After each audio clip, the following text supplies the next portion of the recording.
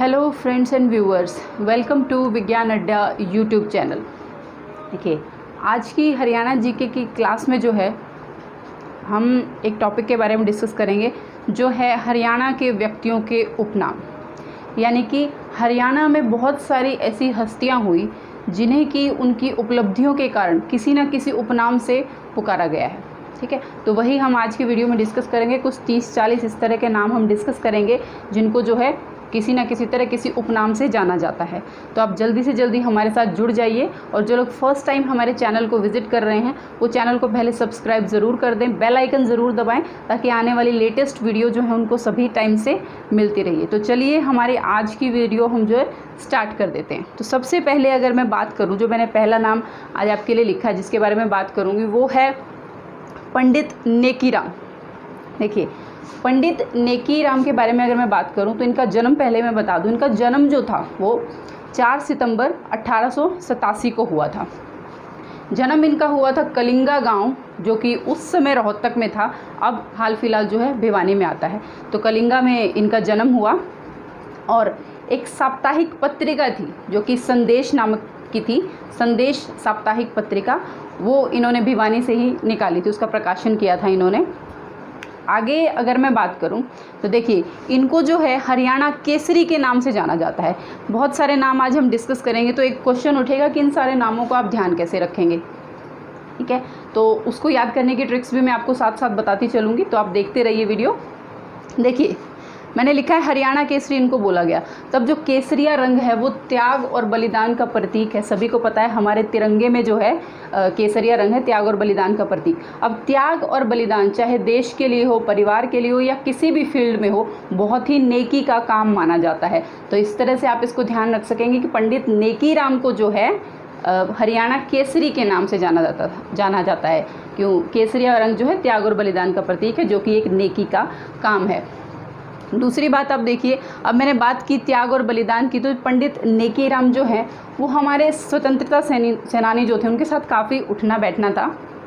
तो ये जो हैं लाला लाजपत राय और मदन मोहन मालवीय जी के साथ इनके काफ़ी घनिष्ठ संबंध रहे, उनके साथ इनका काफ़ी उठना बैठना रहा था राजनीति के क्षेत्र में अगर मैं बात करूं तो।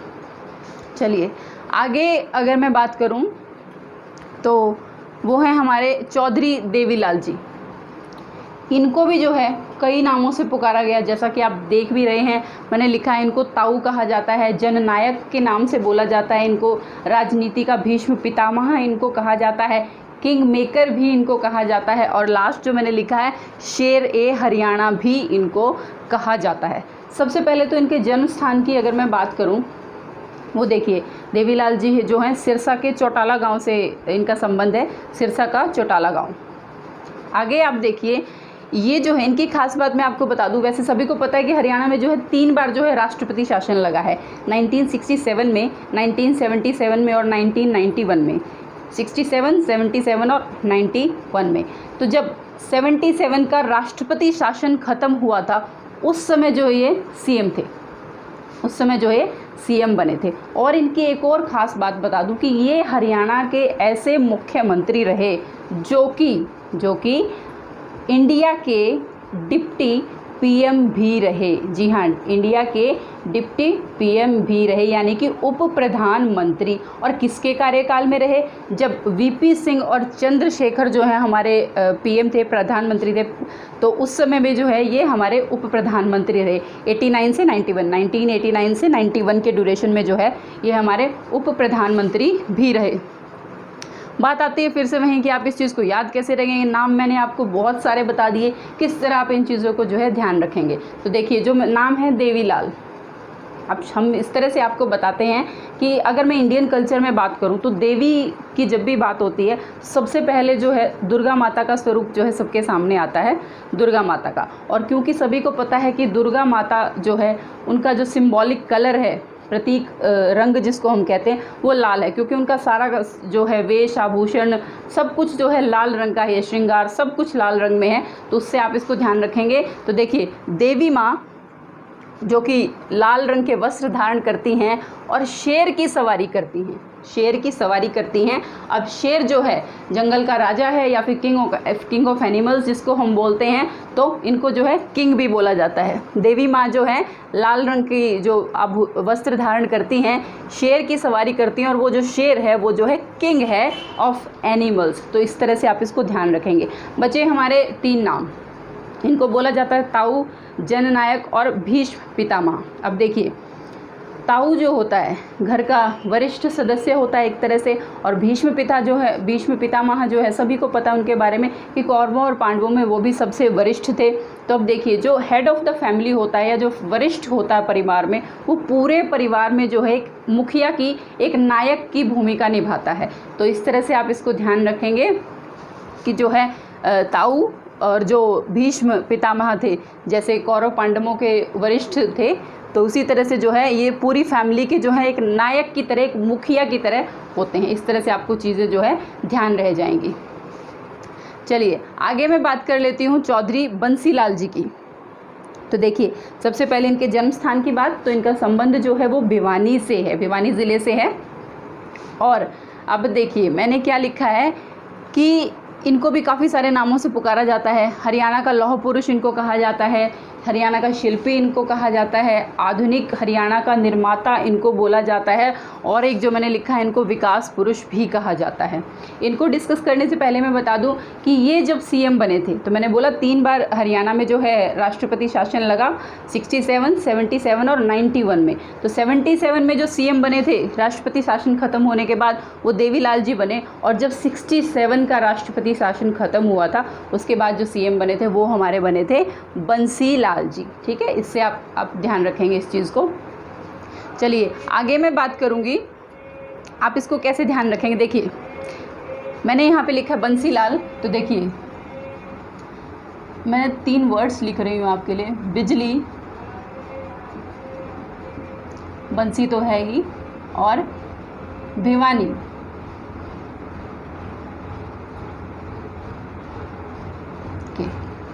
यानी कि बिजली मैंने सबसे पहले लिखा है कि जो 1970 में पूरे हरियाणा में जो है बिजली वितरण का जो काम पूरा हो गया था, वो श्रेय जो है बंसीलाल जी को ही जाता है। ब से बंसी, ब से बिजली, इनको जो है लौह पुरुष भी कहा जाता है। अब बंसी जो है एक वाद्य यंत्र है जो कि लोहे से बनता है। बंसी जो है एक वाद्य यंत्र है जो कि लोहे से बनता है। और तीसरा जो मैंने लिखा है ब या भ, जिसको आप कह सकते हैं, क्योंकि इनका जन्म भिवानी में हुआ है, तो इसको आप इसी तरह ध्यान रखेंगे। यानी ब से बिजली, यानी कि बिजली वितरण का श्रेय इनको गया, उसके बाद भिवानी में इनका जन्म हुआ है, और ब से बंसी बनता है जो कि लोहे की होती है। तो इस तरह से आप ध्यान रहेंगे। यानी कि लौह पुरुष जो है वो तो आपको ध्यान हो ही गया होगा कि बंसी जो है लोहे की बनती है। उसके बाद देखिए शिल्पी, आधुनिक हरियाणा के निर्माता और विकास पुरुष, इसको आप कैसे ध्यान रखेंगे। देखिए बिजली वितरण का काम इन्होंने किया।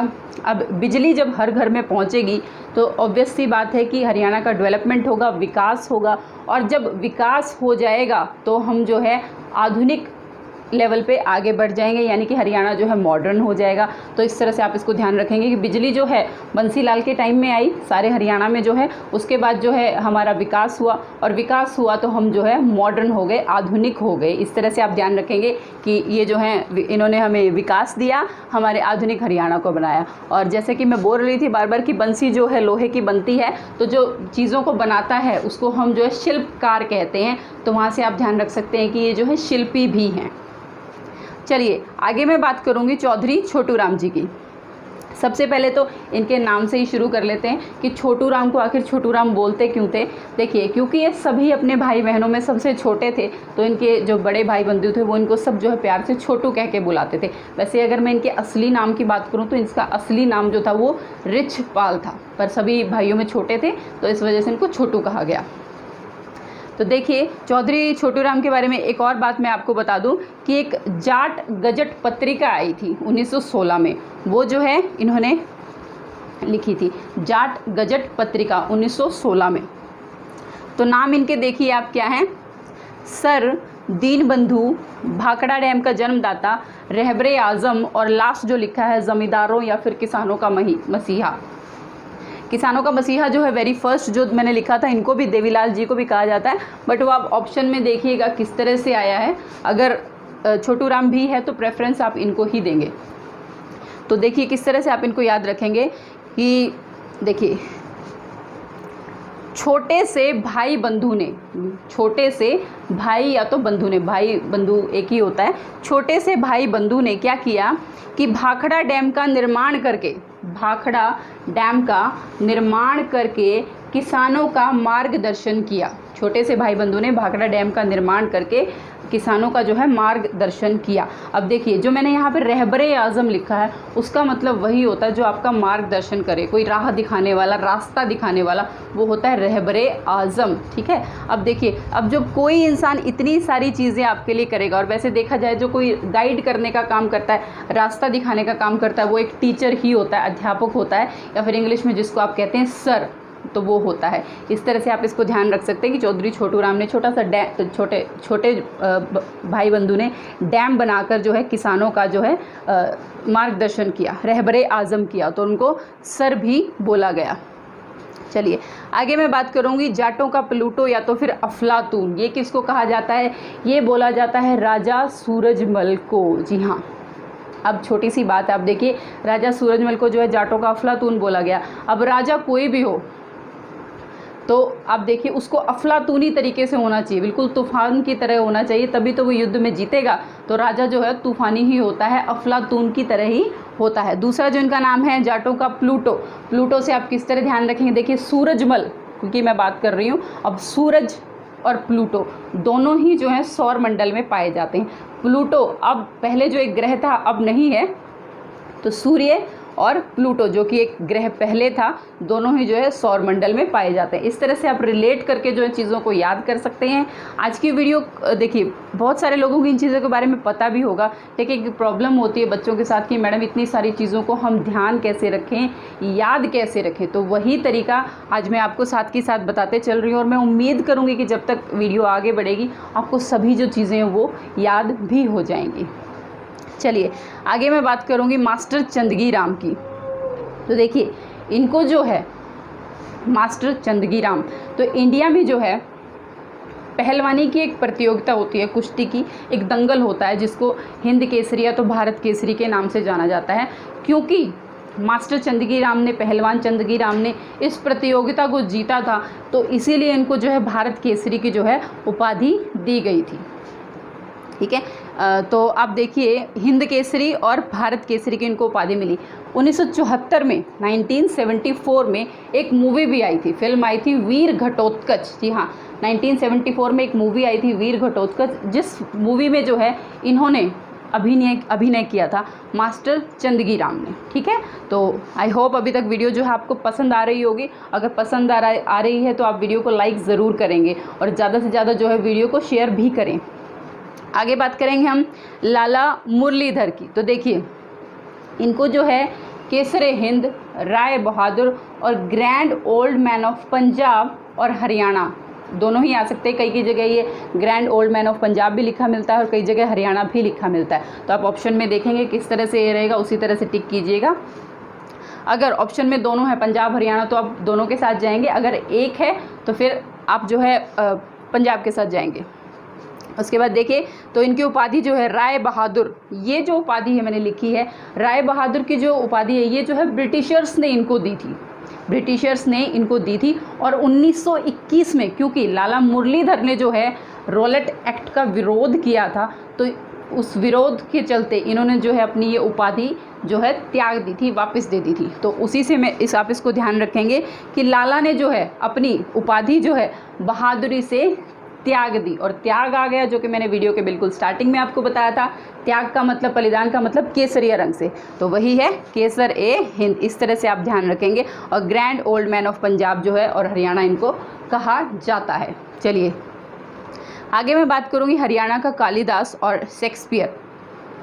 हरियाणा का कालिदास, शेक्सपियर, तो ये जो है दीपचंद बहमन इनको कहा जाता है। तो इंग्लिश लिटरेचर में अगर मैं बात करूँ तो विलियम शेक्सपियर एक बहुत जाना माना चेहरा है, ज़्यादा परिचय की ज़रूरत इनको नहीं है। कालिदास को भी आप सभी जानते ही हैं। तो देखिए हरियाणा में जो शेक्सपियर हैं वो जो दीपचंद बहमन को कहा जाता है। आप किस तरह से इस चीज़ को याद रखेंगे?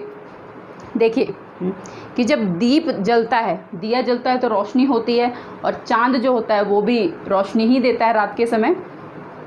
तो देखिए कि दीप जलने से और चांद की रोशनी होने से जो एक वहम था, जिसको हम लोकल भाषा में या हरियाणवी भाषा में कहूँ तो वहम हम कहते हैं, तो दीप और चांद की रोशनी से जो है हमारा वहम जो था वो दूर हो गया और हमें पता चला कि यही जो है हमारे असली कालिदास और शेक्सपियर हैं। तो इस तरह से आप जो है चीज़ों को रिलेट करके बहुत अच्छे से जो है ध्यान रखेंगे। चलिए आगे मैं बात करूँगी। चलिए आगे बात करते हैं पंडित लक्ष्मीचंद के बारे में। इनको जो है दादा लक्ष्मीचंद भी कहा जाता है। सभी परिचित हैं कि हरियाणवी जो है कला में इनका एक बहुत नाम है कि बहुत अच्छे कवि हुए हैं हरियाणा के, जिसी के चलते जो है इन्हें पंडित या फिर दादा लक्ष्मीचंद की जो है उपाधि दी गई है। तो इनके और भी नाम है जिससे इनको पुकारा जाता है। गुरु की सबसे पहले मैं अगर बात करूँ तो पंडित लक्ष्मीचंद जी के जो गुरु थे मान सिंह, उनका बहुत बार एग्जाम्स में पूछा गया है कि इनके गुरु कौन थे, तो आप ध्यान रखेंगे मान सिंह। तो देखिए इनकी उपाधियाँ, इनको जो है सूर्य कवि, हरियाणा का तानसेन और सूफी दर्शन की मीरा के नाम से भी पुकारा जाता है। ध्यान रखेंगे, सूर्य कवि, हरियाणा का तानसेन और सूफी दर्शन की मीरा। तो देखिए इनकी जो उपलब्धि है, क्योंकि बहुत अच्छे कवि हुए, इसी के चलते जो है हिसार में यशपाल शर्मा जी जो है इनके ऊपर जो है एक मूवी भी बनाने जा रहे हैं आने वाले टाइम में, वो आपको देखने के लिए मिल सकती है। पंडित लक्ष्मीचंद जी के ऊपर हिसार से यशपाल शर्मा जी। तो याद रखने का तरीका आप देखिए जो है कि जो सूफ़ी लोग हैं, सूफ़ी लोग जो हैं वो जो है लाख रुपए देकर, सूफ़ी लोग जो हैं लाख रुपए देकर सूर्य, मीरा और तानसेन के दर्शन करने के लिए आए। तो इस तरह से आप ध्यान रखेंगे, लक्ष्मी से मैंने लाख लिया है और यहाँ मीरा, तानसेन और सूर्य कि जो सूफ़ी लोग हैं वो लाख रुपए देकर जो है सूर्य, तानसेन और मीरा के जो है दर्शन करने के लिए आए। इस तरह से आप इसको ध्यान रखेंगे। तो आई होप कि आपको ध्यान रहेगा, भूलेंगे नहीं आप बिल्कुल भी। आगे मैं बात करूँगी हरियाणा हरिकेन की। सभी को पता है कपिल देव जो हैं हरियाणा के हरिकेन है। हरिकेन जो है एक तूफ़ान की तरह है और तूफ़ान होता है हरिकेन, और ये भी बिल्कुल एक तूफ़ान की तरह ही है। 1983 का जो वर्ल्ड कप है, जो पहली बार इंडिया ने जीता था, तो कपिल देव ही जो है इंडियन टीम के कैप्टन थे। तो मैंने चंडीगढ़ के वीडियो में भी इसके बारे में डिस्कस किया था कि ये अकेले ऐसे क्रिकेटर हैं जो 400 से ज़्यादा विकेट प्लस 5000 से ज़्यादा रन भी जिन्होंने बनाए हैं टेस्ट क्रिकेट में, और ऑलराउंडर हैं, गेंदबाजी भी अच्छी करते हैं और बैट्समैन भी बहुत ही अच्छे हैं, बिल्कुल तूफ़ानी अंदाज में। आगे मैं बात करूंगी रुबाई सम्राट उदय भानु हंस। रुबाई सम्राट उदय भानु हंस। तो पहले मैं बता दूं, ये जो है उदय भानु हंस जो हरियाणा के पहले राज्य कवि हुए। जी हाँ, हरियाणा के पहले राज्य कवि। एग्जाम में इसी तरह से पूछ सकते हैं आपसे कि हरियाणा का पहला राज्य कवि कौन है, तो आंसर रहेगा आपका उदय भानु हंस। और 2019 में 26 फरवरी 2019 में जो है इनका देहांत हो गया। ये भी एक रीसेंट क्वेश्चन है, आपके आने वाले एग्जाम से पूछा जा सकता है। तो देखिए रुबाई सम्राट, इसको आप ध्यान किस तरह से रखेंगे। भानु जो होता है वो सूर्य का पर्यायवाची है। भानु, दिनकर जिसको हम बोलते हैं, सूर्य का पर्यायवाची है। तो देखिए जैसे ही भानु उदय हुआ, सूर्य उदय हुआ, तो उदय होते ही क्या हुआ, सबसे पहले हम हंस के रूबरू हुए, मतलब हमें हंस के दर्शन हुए। यानी भानु के उदय होते ही हमें सबसे पहले जो है हंस के रूबरू हुए, हमें हंस के दर्शन हुए। इस तरह से आप इसको ध्यान रखेंगे, बहुत आसान तरीका है। आगे मैं बात करूंगी पंडित जसराज जी की, जिनको स्वर सम्राट भी कहा जाता है। पंडित जसराज जिनको स्वर सम्राट भी कहा जाता है, हिसार से ये ताल्लुकात रखते हैं। और मेवाती घराना, अगर इनसे आपसे पूछा जाए कि ये जो है किस घराने से बिलोंग करते हैं, तो मेवाती घराना आंसर रहेगा आपका। तो याद रखने का तरीका इसका भी बहुत ही आसान है। देखिए जब भी कोई भी इंसान कोई भी चीज़ बहुत अच्छी बनाता है या करता है, तो ऐसा बोला जाता है कि इसके हाथ में जस है। कोई अगर लकड़ी का काम अच्छा करता है तो कहते हैं कि इसके हाथ में जस है। कोई खाना अच्छा पकाता है तो भी यही कहते हैं कि हाथ में जस है, मतलब बहुत परफेक्शन के साथ बहुत अच्छे से काम करते हैं। तो इनको जो है इनके स्वर के लिए आप कह सकते हैं कि इनकी आवाज़ में जो है जस है। इस तरह से आप ध्यान रखेंगे कि इनके स्वर में जो है जस है। इस तरह से आप याद रख पाएंगे। आगे बात करूँगी मैं हरियाणा के गांधी की। जी हाँ, हरियाणा का गांधी किसको कहा जाता है, मूलचंद जैन को। जी हाँ, मूलचंद जैन को जो है हरियाणा का गांधी कहा जाता है। अब इसका रीज़न क्या है कि इनको गांधी क्यों कहा जाता है हरियाणा का, क्योंकि देखिए ये जो है महात्मा गांधी जी के साथ बहुत बार जो है जेल में गए थे, इसीलिए जो है इनको हरियाणा का गांधी कहा जाता है। उसके बाद देखिए याद आप किस तरह से रखेंगे। आपको पता है हमारे पास एक जैनी संप्रदाय है, और जैनी संप्रदाय के जो लोग होते हैं वो मुंह पे एक सफ़ेद कपड़ा लगाते हैं। वो ऐसा मानते हैं कि वातावरण में जो भी छोटे मोटे कीट पतंगे अगर उनके मुंह में आ गए तो वो जो है उनकी मृत्यु से जो है उनको पाप लग सकता है। मतलब वो हिंसा नहीं करना चाहते, अहिंसा को फॉलो करते एक तरह से। और गांधी जी भी जो हैं अहिंसा को ही फॉलो करते थे, उसी के अनुयायी थे। तो उसी तरह से हम कह सकते हैं कि जो जैनी संप्रदाय है वो मूल रूप से गांधी को फॉलो करते हैं, गांधी के जो नियम थे उनको फॉलो करते हैं, जो कि अहिंसा था। इस तरह से आप इसको याद रख सकते हैं। आगे मैं बात करूंगी स्टील किंग की, वो हैं ओपी जिंदल, ओम प्रकाश जिंदल। सभी को पता है हिसार से ये संबंध रखते हैं, और जो है हिसार को ही स्टील सिटी भी कहा जाता है, सभी को पता है। अब इसको आप याद कैसे रखेंगे, जो गार्डर होते हैं लोहे के वो जो हैं हिसार में ही बनते हैं। इस तरह से आप ध्यान रख सकते हैं। आगे मैं बात करूंगी कल्पना चावला की। तो देखिए कल्पना चावला, जिनको अंतरिक्ष की रानी या फिर स्पेस क्वीन हम कहते हैं, कोलंबिया अंतरिक्ष यान से 2 बार जिन्होंने जो है अंतरिक्ष जाने का प्रयास किया। पहले प्रयास में जो है वो सफल रही और वापस भी आई, लेकिन ये बदकिस्मती थी उनकी जब वो दूसरी बार गई। एक बार वो जो गई थी 97 में गई थी, और उसके बाद जब गई तो 2003 में वो गई थी अंतरिक्ष में। तो जो है इस समय जो है उनकी बदकिस्मती थी कि वो वापस नहीं आ पाई। तो दुर्घटना के चलते जो उनका कोलंबिया विमान था वो जो रास्ते में ही जो क्रैश हो गया था, तो वो वापस नहीं आ पाई थी। तो 1 फरवरी 2003 को जो है इनकी मृत्यु हो गई थी, 1 फरवरी 2003 को। तो आप ध्यान बड़ी आसानी से रख सकते हैं। मैंने लिखा है 1, 2, 3, यानी 1 फरवरी दूसरा महीना और साल था 2003। 1, 2, 3 से जो है आप इसको ध्यान रखेंगे। कल्पना चावला, अब बात आई कल्पना चावला की, तो इनके नाम पे जो है तारामंडल, कल्पना चावला तारामंडल है। ये करनाल से बिलोंग करती थी, लेकिन जो है कल्पना चावला तारामंडल है वो करनाल में ना होकर कुरुक्षेत्र में है। इसको आप ध्यान रखेंगे। तो देखिए इसको याद कैसे रखेंगे आप कि अंतरिक्ष की रानी या फिर स्पेस क्वीन। देखिए आप और मेरे जैसे जो इंसान है वो सिर्फ आसमान में जाने की, अंतरिक्ष में जाने की सिर्फ कल्पना ही कर सकते हैं, लेकिन इस कल्पना चावला ने जो है उस कल्पना को हकीकत में बदला और अंतरिक्ष तक पहुँच गई। इस तरह से आप इसको ध्यान रख सकते हैं। आगे मैं बात करूंगी कवि शिरोमणि पंडित मांगेराम। जी हाँ, कवि शिरोमणि पंडित मांगेराम। तो देखिए ये जो है पंडित मांगेराम जो है, अभी मैंने लिखा था आपके लिए, लक्ष्मी चंद के शिष्य हैं, लक्ष्मी चंद के जो हैं शिष्य हैं। अब देखिए हमारी सभ्यता क्या कहती है कि जब भी हम अपने गुरु से जो है शिक्षा लेते हैं तो हम दक्षिणा के रूप में उसे कुछ देते हैं, लेकिन यहाँ पे जो मैंने इसको रिलेट किया थोड़ा सा उल्टे तरीके से रिलेट किया है। आप इसको ध्यान रखेंगे। जो पंडित मांगेराम है वो चाहते थे कि मैं अपने गुरु जैसा बन जाऊं, पंडित लक्ष्मीचंद जी जैसा बन जाऊं। तो वो उनके पास गए और उनको बोला कि आपके जो सिर पे मणि है, आपका जो ये जस है, आपका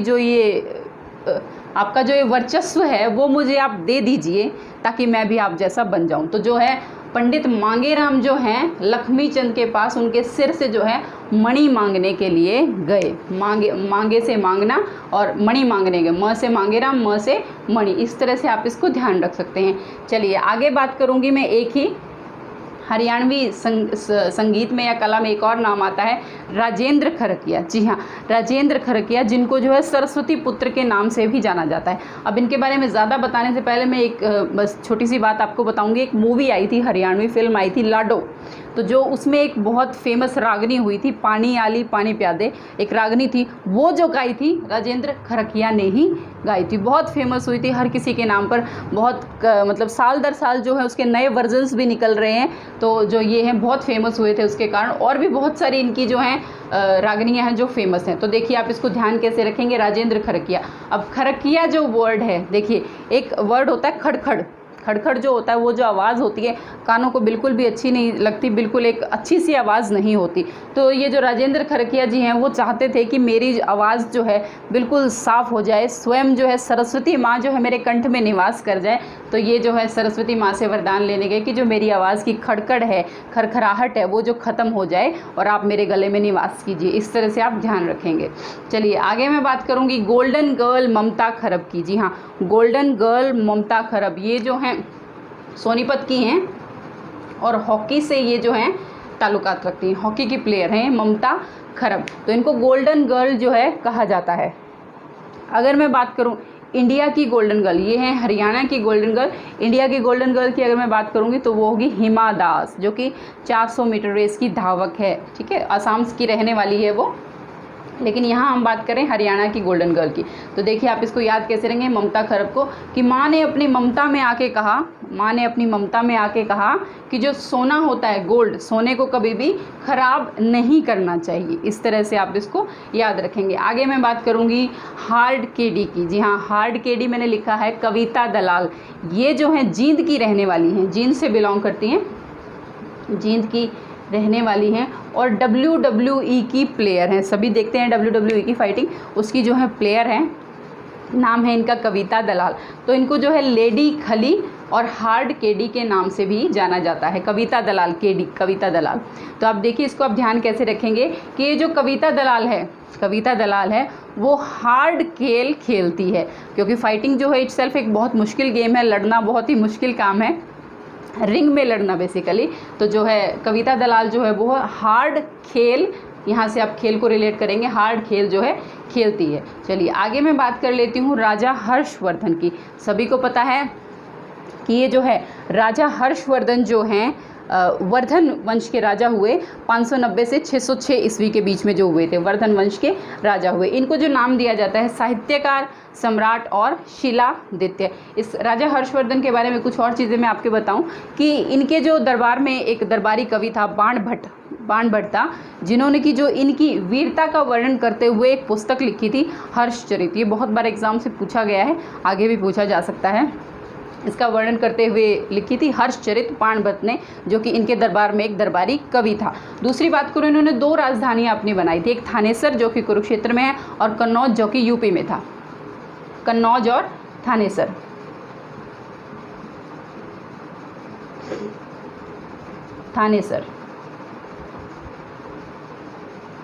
ठीक है, इनको 2 उपाधियाँ मिली, साहित्यकार, सम्राट। तो ये तो आप वैसे ही ध्यान रख सकते हैं, सम्राट। साहित्यकार की बात आ गई क्योंकि इनके टाइम में बहुत सारे दरबारी कवि थे तो बहुत अच्छा साहित्य लिखते थे, उससे आप ध्यान रख सकते हैं। एक इनका नाम जो है इंपॉर्टेंट, वो है शिलादित्य, काफ़ी इंपॉर्टेंट है ये एग्जाम पॉइंट ऑफ व्यू से। तो इसको आप कैसे ध्यान रखेंगे कि जो हर्षवर्धन राजा थे, उन्होंने जो खुश होकर हर्ष में जो है अपने राज्य की वृद्धि के लिए बहुत सारी शिलाएं दान में दे दी, कि राजा ने जो है हर्ष में, खुशी में बहुत सारी शिलाएं जो हैं दान में दे दी। चलिए आगे बढ़ेंगे हम लोग, जो है शाह मोहम्मद।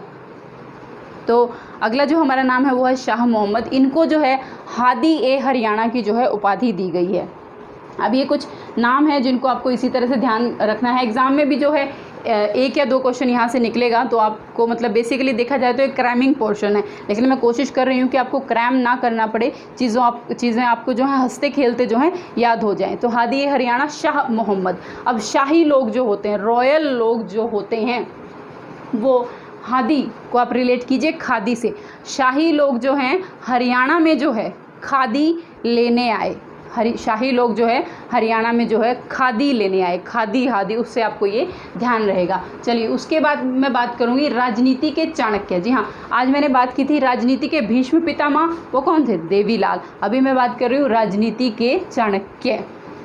अगर आपसे पूछा जाए हरियाणा का चाणक्य, तो आप इसको डिफ्रेंशिएट करेंगे अलग से। देखिए हरियाणा के चाणक्य की जब बात होती है वो सिर्फ है भजन लाल, और जब राजनीति के चाणक्य की बात होती है तो वो हमारे तीनों लाल हैं हमारे, बंसीलाल, देवीलाल और भजन लाल। तीनों के 3 लाल जो हैं, इनको इकट्ठा जो है राजनीति का जो है चाणक्य बोला जाता है। लेकिन अगर हरियाणा का चाणक्य आपसे पूछें तो वो रहेंगे भजन लाल। इन तीनों के बारे में एक खास बात मैं आपको बता देती हूँ, जो कि मैंने वीडियो के स्टार्टिंग में भी बोला था आपको, कि 3 बार हरियाणा में जो है राष्ट्रपति शासन लगा, 1967, 1977 और 1991। तीनों बार जब इमरजेंसी ख़त्म हुई तो एक जो सीएम बना, जो मुख्यमंत्री बना, वो एक लाल था। यानी 67 की जब इमरजेंसी ख़त्म हुई तो सबसे पहले जो सीएम बने वो बंसीलाल बने। उसके बाद जब 77 की जो राष्ट्रपति शासन था जो ख़त्म हुआ, वो बने देवीलाल जी। और लास्ट में जब 91 का जो राष्ट्रपति शासन ख़त्म हुआ, तब जो हमारे सीएम बने वो बने भजन लाल जी। तो इस तरह से आप ध्यान रखेंगे। उसके बाद देखिए बिश्नोई समाज का सिरमौर किसे कहा जाता है? भजन लाल जी को जो है बिश्नोई समाज का सिरमौर कहा जाता है। बिश्नोई समाज जो है सभी को पता है गुरु जम्बेश्वर जी के अनुयायी हैं ये। हिसार में जो है जीजेयू इनके नाम पर एक यूनिवर्सिटी भी है, गुरु जम्बेश्वर यूनिवर्सिटी। तो ये जो है 29 रूल्स का जो है पालन करते हैं। बिश्नोई 20+9 यानी 20+9 बिश्नोई 29 रूल्स का पालन करने वाला एक संप्रदाय है, जो कि नॉर्मली जो है इंडिया के उत्तर पश्चिम हिस्से में जो है पाया जाता है। राजस्थान के एरिया में बेसिकली ये बिश्नोई संप्रदाय जो है पाया जाता है और सभी को पता है इसके बारे में। तो आप देखिए याद कैसे रखेंगे इसको, बिश्नोई समाज का सिरमौर। एक तो तरीका यही है कि आप ब और भ से रिलेट कर सकते हैं, भ से भजनलाल, ब से बिश्नोई, इस तरीके से कर सकते हैं। आगे मैं बात कर लेती हूँ वंडर गर्ल की। तो वंडर गर्ल जो है वाकई वंडर गर्ल है, क्योंकि ये जो लड़की है जानवी सिर्फ 13 साल की है। सिर्फ 13 साल की एक लड़की है जो कि पानीपत के संभालखा की रहने वाली है और मात्र 13 वर्ष की ही आयु में जो है 13 देशों की भाषाएं भी जानती है। जी हाँ, इसीलिए इसको जो है वंडर गर्ल के नाम से जाना जाता है। तो अजूबे की तरह ही है, इसलिए इसको जो है वंडर गर्ल कहा जाता है। 13 देशों की भाषाएं जानना अपने आप में एक अजूबे की बात है। तो आगे हम बढ़ेंगे लता मंगेशकर, यानी कि देखिए हरियाणा की जो लता मंगेशकर वो किसको कहा जाता है? तो हरियाणा की जो लता मंगेशकर है वो मोनिका सोनी को कहा जाता है। मोनिका सोनी को देखिए म से मोनिका, म से मंगेशकर, इस तरह से आप ध्यान रखेंगे। इनके बारे में आपको बता दूं, जो मोनिका सोनी है वो रेवाड़ी ज़िले की रहने वाली है और हाल फिलहाल अगर मैं बात करूं तो पंजाब यूनिवर्सिटी में जो है म्यूज़िक लेक्चरर के तौर पर जो है ये कार्यरत रहे। मोनिका सोनी रेवाड़ी से, हरियाणा की लता मंगेशकर, म से मोनिका, म से मंगेशकर। चलिए आगे मैं बात करूँगी संतोष यादव की, जिनको हरियाणा का पर्वतारोही कहा जाता है। कि ये जो हैं 2 बार जिस एवरेस्ट को इन्होंने जो है फतेह किया है, एवरेस्ट की जो है इन्होंने चढ़ाई की है। एवरेस्ट की ऊंचाई सभी को पता है 8848 जो है मीटर। तो संतोष यादव जो है 2 बार इस पर चढ़ी हैं। और देखिए तारीख की अगर मैं बात करूँ कब कब इन्होंने एवरेस्ट की चढ़ाई की है, तो पहली जो तारीख है वो 10 मई 1992 को, और अगले जो तारीख है वो डेट सेम है लेकिन ईयर बदल गया। अगले ही साल इसी दिन इसी तारीख को जो है इन्होंने दोबारा से जो है एवरेस्ट को फतेह किया। अब याद आप किस तरह से रखेंगे? देखिए पर्वतों पे जो है बहुत ही शांत माहौल होता है, बहुत संतोषी होती है। तो ये संतोष यादव जी जो हैं वो पर्वत पर गई और वहाँ पर्वत की चढ़ाई की, क्योंकि इनका सपना था कि इन्हें एवरेस्ट को फतेह करना है। तो वहाँ गई, इनको बहुत संतोष प्राप्त हुआ और वहाँ जाके इन्होंने जो है बहुत सारी यादें भी संजोई। इस तरह से आप ध्यान रखेंगे। नेक्स्ट अगर मैं बात करूँ वो है हमारे सज्जन सिंह जी। ये जो हैं रुस्तमे हिंद के नाम से इनको जाना जाता है। सज्जन सिंह जो हैं ये भी जो है पहलवानी से संबंध रखते हैं। मैंने आज के वीडियो में एक और नाम की बात की थी, वो थे हमारे मास्टर चंदगी राम। ये भी पहलवानी कुश्ती से संबंध रखते हैं और ये सज्जन सिंह जो है वो भी, इनका भी संबंध जो है पहलवानी से ही है। तो देखिए मास्टर चंदगी राम तो बहुत फेमस हुए पहलवानी के क्षेत्र में, लेकिन उनके साथ साथ उनके समकालीन ही एक और नाम था सज्जन सिंह जी, जिनके बारे में सबको पता नहीं था, मतलब इतनी फेमस हस्ती नहीं थे। लेकिन जब इन्होंने भी प्रतियोगिता जीती, दंगल प्रतियोगिता इन्होंने भी जीती, तब जो है लोगों ने ऐसा महसूस किया कि जो सज्जन सिंह जी हैं वो छुपे रुस्तम निकले, छुपे रुस्तम निकले। ये मतलब बहुत अच्छी पहलवानी करते हैं लेकिन सबकी नज़रों में वो नहीं थे, लेकिन जब प्रतियोगिता जीती तो वो एक बहुत बड़ी हस्ती के रूप में उभर कर सामने आए। तो इस तरह से आप याद रखेंगे, सज्जन सिंह जो बहुत बड़ी हस्ती हैं वो जो है छुपे रुस्तम निकले। चलिए आगे मैं बात करूँगी जॉन मिल्टन। तो दयाचंद माइना जो हैं, दयाचंद माइना जो है उनको हरियाणा का जॉन मिल्टन कहा जाता है। अब ये जॉन मिल्टन क्या है, किससे इनको रिलेट कर रहे हैं? तो जॉन मिल्टन जो है इंग्लिश लिटरेचर में जो बहुत अच्छे पोएट हुए हैं। इनकी जो फेमस अगर मैं उसकी बात करूं साहित्य की, तो वो था पैराडाइज लॉस्ट। ठीक है, तो दयाचंद माइना जो है उनको जो है हरियाणा का जॉन मिल्टन कहा जाता है। अब आप देखिए कवि कोई भी हो, चाहे वो इंग्लिश का हो चाहे हिंदी का हो। अब कवियों की खास बात क्या होती है ना, वो शब्दों को बहुत अच्छे तरीके से पिरोते हैं और सामने वाले जो भी पर्सन के सामने जो भी है उसको बिल्कुल मंत्रमुग्ध कर देते हैं, मतलब बिल्कुल मोहित कर देते हैं। तो उसी से आप इसको ध्यान रखेंगे कि देखिए दयाचंद जो हैं दयाचंद जी हैं, उन्होंने सबको मेल्ट से ध्यान रखेंगे आप, मेल्ट का मतलब पिघलाना होता है। उन्होंने जो है अपने शब्दों के जाल से सही मायनों में जो है चंद ही मिनटों में सबको पिघला दिया, मेल्ट कर दिया। यहाँ से रखेंगे, दयाचंद जी ने जो है चंद ही मिनटों में अपने शब्दों के जाल से सभी को सही मायने में जो है पिघला दिया, मेल्ट कर दिया। आगे मैं बात करूँगी हमारे अभी जो हाल फिलहाल हमारे सीएम हैं मनोहर लाल खट्टर जी के बारे में। तो इनके बारे में ज़्यादा मुझे बताने की ज़रूरत नहीं है, सभी को पता है ये जो हमारे अभी सीएम हैं इनको जो है काका या फिर हेड मास्टर के नाम से भी जाना जाता है। मैंने आज के वीडियो में बात की थी कि हमारे हरियाणा में 3 लाल हैं, बंसी लाल, भजन लाल, देवी लाल, तो ये हमारे चौथे लाल हैं। यस, मनोहर लाल खट्टर जो इनको जो है चौथे लाल के नाम से भी जाना जाता है। आगे हम देखते हैं करनाल एक्सप्रेस। नवदीप सिंह करनाल का एक चेहरा है जो कि एक क्रिकेटर है और ये इतनी तेज़ गेंदबाजी करते हैं कि एक एक्सप्रेस की स्पीड से भी ज़्यादा तेज़ दौड़ते हैं। तो इसीलिए जो है इनको करनाल एक्सप्रेस की उपाधि से जो है नवाजा गया है। आगे बात कर लेते हैं हम नवाब पटौदी के बारे में। नवाब पटौदी जो है सभी को पता है कि पटौदी हरियाणा में जो है बहुत बड़ी रियासत मानी जाती थी और जिसके नवाब थे मंसूर अली खां सिद्दगी पटौदी। ठीक है, इनका पूरा नाम था मंसूर अली खां सिद्दगी पटौदी। और सभी को पता है कि सैफ अली खान जो हैं बहुत अच्छे अभिनेता हैं, उनके जो हैं फादर साहब ये रहे हैं। और इनकी जो वाइफ हैं, पत्नी हैं, धर्मपत्नी हैं शर्मिला टैगोर, वो भी जो है एक बहुत जानी मानी अभिनेत्री रही है, सभी को इनके बारे में पता है। इनको जो हैं टाइगर पटौदी भी कहा जाता है, टाइगर पटौदी, जी हाँ, टाइगर पटौदी भी कहा जाता है। तो इस तरह से आप ध्यान रखेंगे। मशहूर, अब मैंने यहाँ पे नाम है इनका मंसूर अली खां, तो ये काफ़ी मशहूर है तो उससे रिलेट कर दिया है कि मशहूर अली खां पटौदी, उससे आप ध्यान रखेंगे। अब ये 3 नाम और हैं जो बहुत इम्पॉर्टेंट हैं, सभी को पता भी होंगे, लेकिन इनको याद करने की ट्रिक मैं आपको बताऊंगी जिससे आपके लिए और भी ज़्यादा इजी हो जाएंगे। पहला है हमारा सूफ़ी संत, यानी कि हरियाणा के पहले सूफ़ी संत कौन हुए? वो हुए शेख मोहम्मद तुर्क। अब आप देखिए जो शेख लोग होते हैं, शाही लोग होते हैं, उनके पास, क्योंकि देखिए अरेबियन कंट्रीज़ में शेख होते हैं तो वहाँ पे जो है बहुत पैसा होता है, बहुत पैसे वाले लोग होते हैं, तो वो जो हैं बहुत शान व शौकत से रहते हैं, सोफ़े पर बैठते हैं। तो इस तरह से आप याद रखेंगे, शेख लोग जो हैं वो सोफ़े पर बैठते हैं। अगला है हमारा प्रथम हास्य व्यंग्य कवि। अगर मैं बात करूं हरियाणा के तो वो है मीर जाफ़र जटाली हरियाणा के प्रथम व्यंग्य हास्य कवि। अब इसको आप ध्यान कैसे रखेंगे? देखिए, अगर हास्य होता है हंसना और व्यंग्य होता है एक तरह का टॉन्ट, किसी पे कमेंट पास करना। कमेंट से मुझे याद आ गया कि आप टॉन्ट तो बिल्कुल ना पास करें, लेकिन हमारी वीडियो में जो है कमेंट जो है हमें कंटिन्यूअसली भेजते रहिए, क्योंकि आपके जो कमेंट्स हैं वही हमें जो है प्रोत्साहित करते हैं अगली वीडियोज़ बनाने के लिए। ये हमारे लिए एक एप्रिसिएशन का काम करता है, तो आप कमेंट्स हमें ज़रूर से ज़रूर भेजा करें। तो देखिए, व्यंग्य मैंने बोला कि एक तरह का कमेंट होता है, और हास्य मतलब हंसना, कि मतलब एक ऐसा कवि जो हंसी हंसी में आपके ऊपर कोई टोंट पास कर दे। अब हमारे हरियाणा में क्या होता है, देखिए मैं एक बात बोलने वाली हूँ लेकिन उसको आप जो है कास्टिज़म से बिल्कुल रिलेट नहीं करेंगे, तो कोई बात हो जाए तो ना हरियाणा के लोग इस तरह से कह दें कि कर दी ना जाट वाली, तो उस चीज़ से आप इसको रिलेट कर सकते हैं कि मीर जाफ़र जटाली, यहाँ से मैंने वर्ड उठाया है जाट वाली, जो मैं भी बोल रही थी कि हास्य कवि की अगर बात आए तो आप कहेंगे कि फिर वहीं से जाट वाली बात कर दी, हंसने वाली बात कर दी, व्यंग्य वाली बात कर दी। और लास्ट हमारा जो वर्ड है आज का, वो है हमारे भक्ति संत दादू दयाल की मैं बात करूँगी।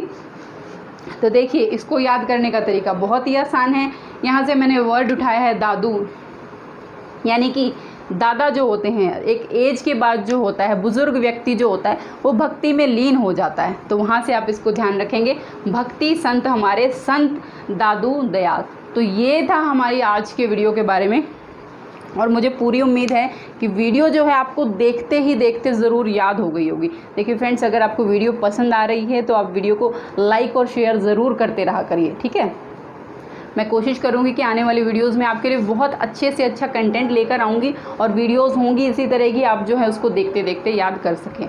तो अगली वीडियो में हम फिर से मिलेंगे आपको फिर से एक नए टॉपिक के साथ। तब तक के लिए आप हमारे साथ जुड़े रहिए और हमारे साथ पढ़ते रहिए।